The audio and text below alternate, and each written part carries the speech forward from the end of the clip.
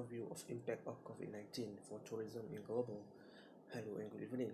Today, Malaysia recently have been hit for the fourth wave of COVID-19 pandemic. This could be a sign that tourism sector has been affected again. Unexpected travel restrictions and border closures for most countries across the world have caused millions of livelihood and jobs loss. I'm Nick. On this day, we will be talking about the issues, challenges, and potential relates to the travel and tourism service industry amid COVID-19. To better understanding the topic, we have Mr. Aiman from Ministry of Tourism, Art and Culture, MOTAC. Hello, Mr. Aiman. How are you today? Hi Nick, I am fine, thank you. Okay, without wasting our time, question number 1. In our current pandemic situation, the tourism industry is facing some issues. Can you explain how is the current situation affecting Malaysia's tourism services?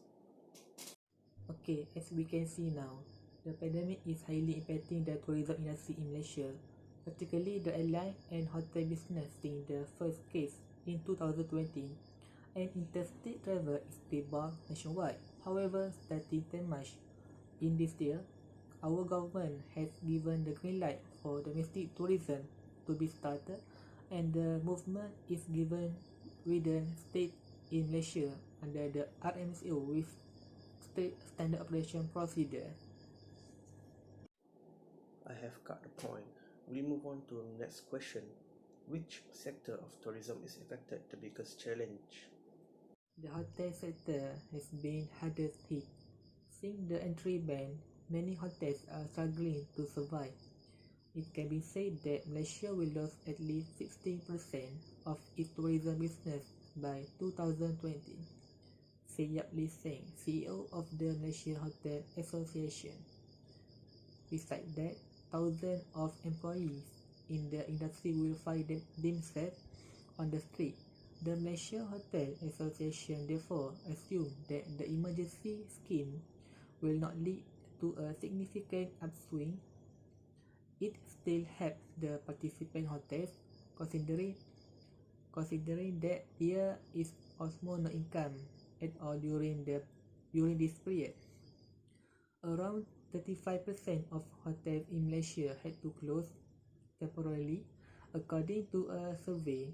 Around 15% of the hotels believe that they will not survive the coronavirus crisis and will have to close completely. Next question. Is there any positive effect for travel services such as a travel agency and tour operator to reopen their services for tourism? Yes, now tourism agency and tour vehicle registered with the Ministry of Tourism, Arts and Culture Ministry MOTAC can start operating.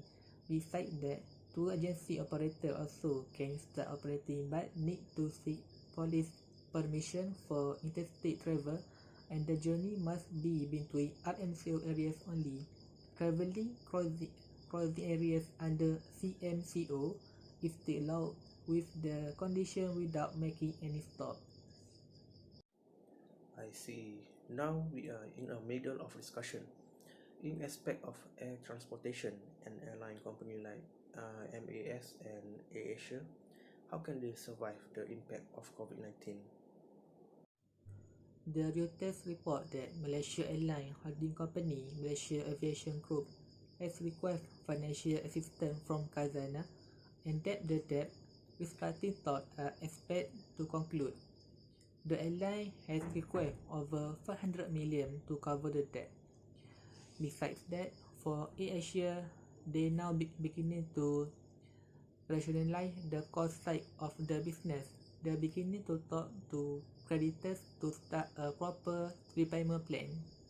In the meantime, the AirAsia company also had other side of business, which is embarrassing the growing digitalization of economies worldwide and consumer demand for more online service. Okay, for the next question, hotel and resorts are among the affected by the pandemic. Can you tell us what is the example of the impact or challenge in the industry?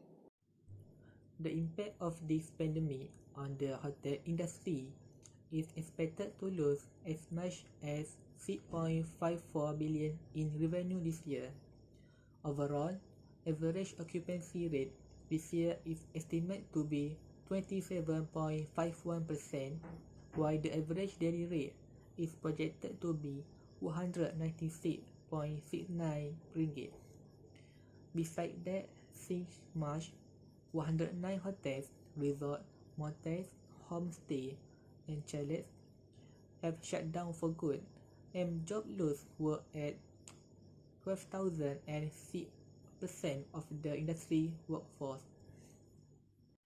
For the final question, in your opinion, is there any potential for tourism rise again for the growth of development in tourism services industry?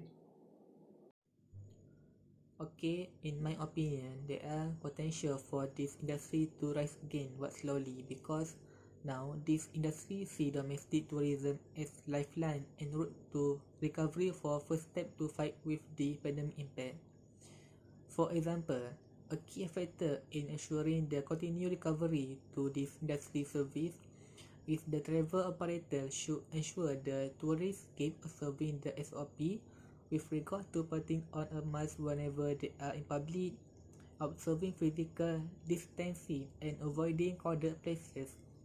So, tourists and travel operators must build in all these simple requirements in all their itineraries and within the schedule. Now we are going to end our talk. Thank you, Mr. Aiman, for joining our talk for today. I hope tourism industry will come back to the normal as the pandemic will end soon.